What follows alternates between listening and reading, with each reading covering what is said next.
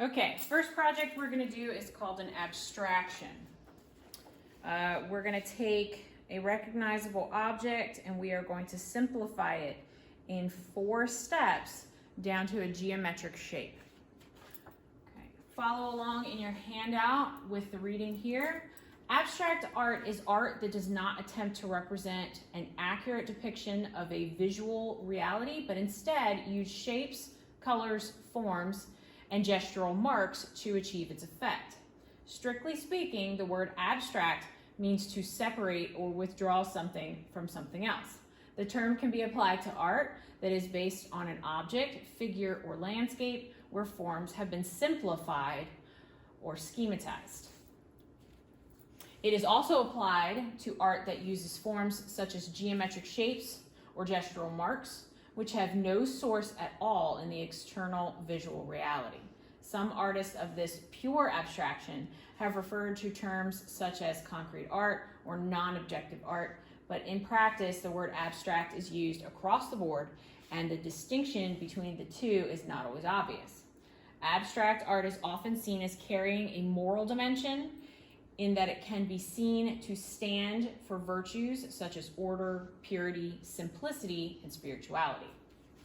So I want you to go down to the section where it shows you some images. These are a few ways that you can attempt this project. You can start out with a simple shape. You can hold your paper horizontal or vertical, it's up to you. But you take your shape and you simplify by turning it into geometrics from the start down to a simple geometric at the end. Another way you can tackle it is you can take it and contain it inside that shape and then block out sections as you go. And that's similar to what's done here and here.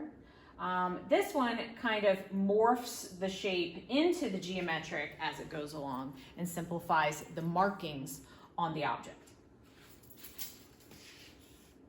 Now down to the vocabulary. An abstraction is a non-representational work of art that stresses formal relationships.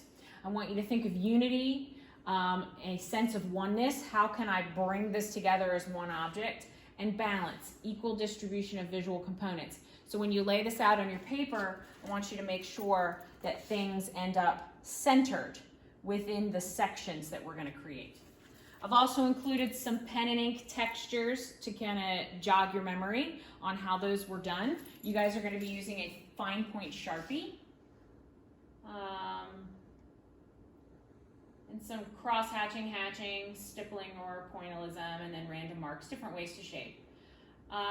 You're going to need some specific supplies to do this. A piece of 5x20 white drawing paper, a ruler, pencil, an ultrafine Sharpie, and maybe a piece of scrap paper to do your preliminary sketching on.